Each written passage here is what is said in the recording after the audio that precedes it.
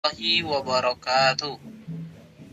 Pada kesempatan kali ini, pada malam yang berbahagia, saya Erik Lukman Hakim dari 26 sedikitnya akan menjelaskan mengenai penerapan video sebagai media pembelajaran. Pasti udah pada mengenal dan tahu bagaimana atau yang dimaksud dengan media pembelajaran. Dan pada kesempatan kali ini, saya di sini akan sedikitnya menjelaskan mengenai penerapan video sebagai media pembelajaran. Untuk apa? Karena zaman semakin maju, berkembang, media atau metode pembelajaran pun harus mengikuti zaman. Contohnya seperti halnya kita kuliah di PJJ PAI IAIN Cirebon. Ini menggunakan media pembelajaran jarak jauh, otomatis kita mengikuti zaman yang ada. Selanjutnya, pengertian. Video merupakan media elektronik yang mampu menghubungkan teknologi audio dan visual secara bersama, sehingga menghasilkan satu tayangan yang dinamis dan menarik. Video dapat dikemas dalam bentuk VCD dan DVD sehingga mudah dibawa kemana-mana, mudah digunakan, dapat menjangkau audiens yang luas dan menarik untuk ditayangkan. Ini secara artinya. Maksudnya di sini adalah ketika kita belajar menggunakan video, otomatis ada daya tarik yang terbaru. Untuk siapa? Peserta didik. Contohnya apa?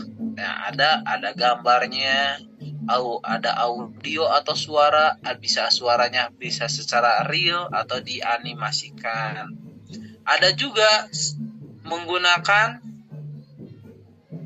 tayangan-tayangan atau film.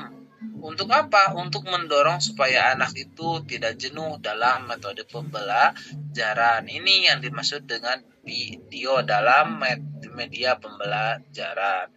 Selanjutnya, unsur-unsur video, diantaranya yang pertama ada teks jelas. Kenapa harus ada teks? Ya ada tulisannya, ada bacaannya. Jadi supaya anak itu tidak hanya melihat atau mendengarkan saja, tetapi anak tersebut bisa belajar membaca dengan teks yang disampaikan oleh alat peraganya. Yang kedua ada gambar. Tujuannya ada gambar adalah untuk daya tarik anak supaya tidak jenuh. Contohnya saja ketika kita zaman dulu, zaman masih SD, belajar itu mengenal hanya sebatas tulisan saja dari ujung sampai ujung. Tetapi dengan adanya perkembangan zaman terus maju sampai hingga saat ini, banyak gambar di setiap halaman buku. Tujuannya untuk apa? Untuk supaya anak tuh menarik untuk membaca, membuka buku, dan lain sebagainya. Terus, yang ketiga ada unsur suara. Jelas, setelah tadi ada teksnya, dilengkapi ada gambar, terus ada suaranya. Untuk apa? Memperjelas apa yang telah ditayangkan. Kepada siapa? Peserta didik. Terus terakhir ada animasi atau ada film atau sejenis tayangan-tayangan supaya media pembelajaran itu tidak monoton. Ada istilahnya tuh seperti atau lain sebagainya. Ini unsur pembuatan video dalam media pembelajaran. Nah, tidak terlupa dari hal yang seperti 4 hal yang saya sebutkan. Ada yang pertama ada teksnya, ada gambarnya, ada suara, dan animasi. Selanjutnya, manfaat video jelas.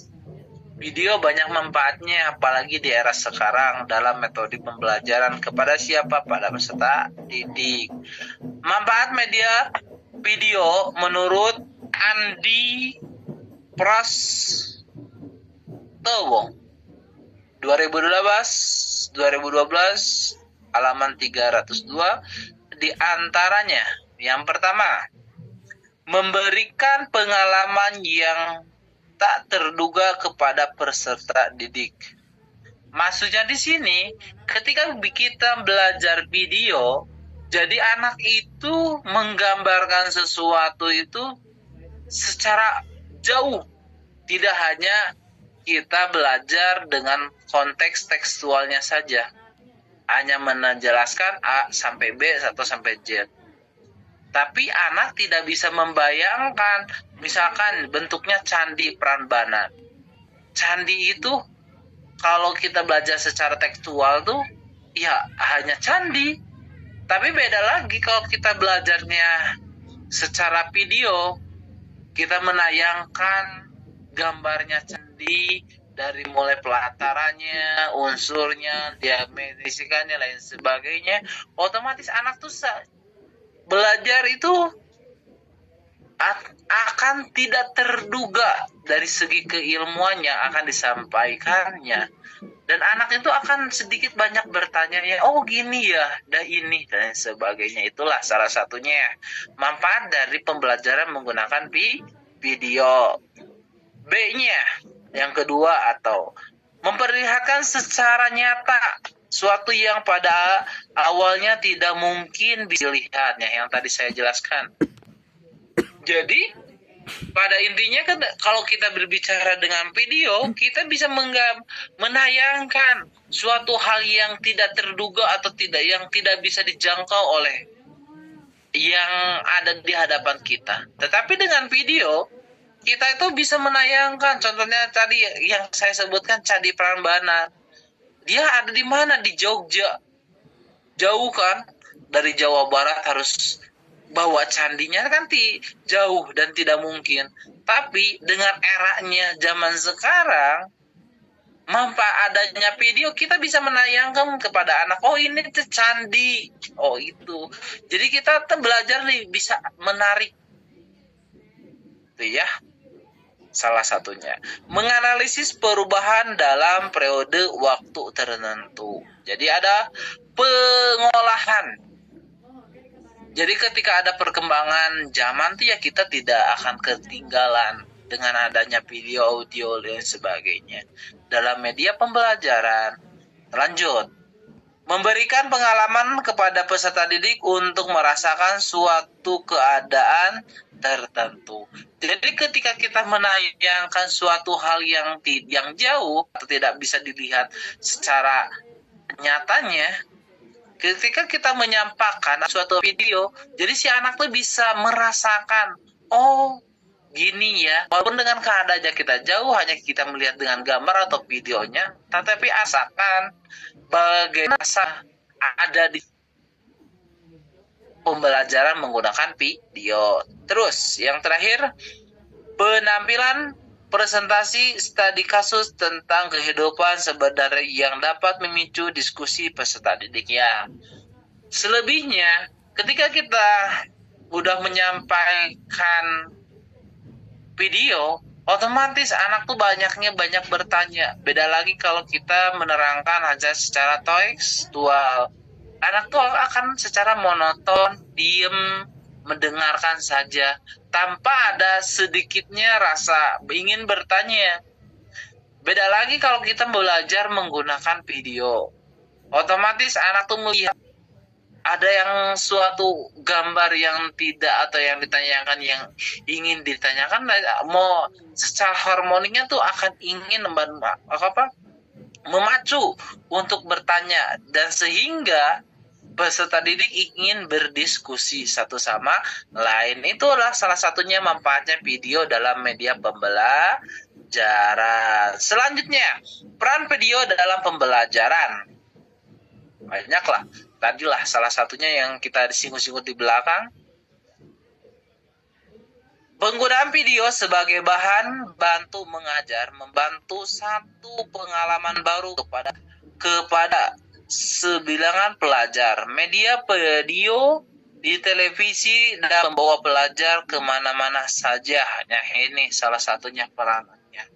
Jadi kita bisa dibawa kemana saja, walaupun kita diam di pelosok atau di pergunungan, tetapi dengan adanya metode pembelajaran yang semakin kekinian, otomatis kita bisa dibawa kemana saja. Misalkan kita ingin ke Amerika, kita tidak harus ke Amerika, tetapi kita tinggal menayangkan video suasananya di sana. Anak tuh bisa menggambarkan, oh ini suatu situasinya di sana seperti ini. Itu ya salah satu peranan pembelajaran video dalam pembelajaran.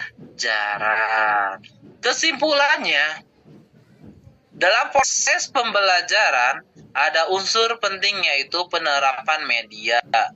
Pemilihan media video memberikan manfaat yang besar dalam penyampaian pesan dan pembelajaran. Media video merupakan media pembelajaran yang paling tepat dan akurat dalam penyampaian pesan dan akan sangat membantu pemahaman terhadap peserta didik.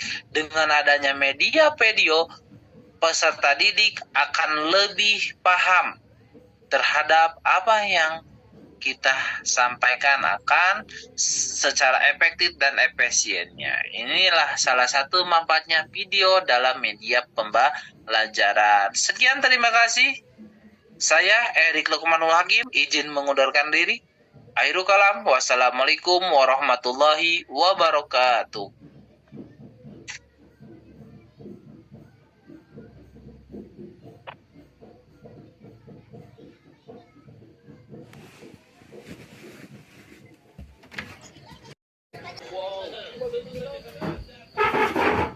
Udah ini teh.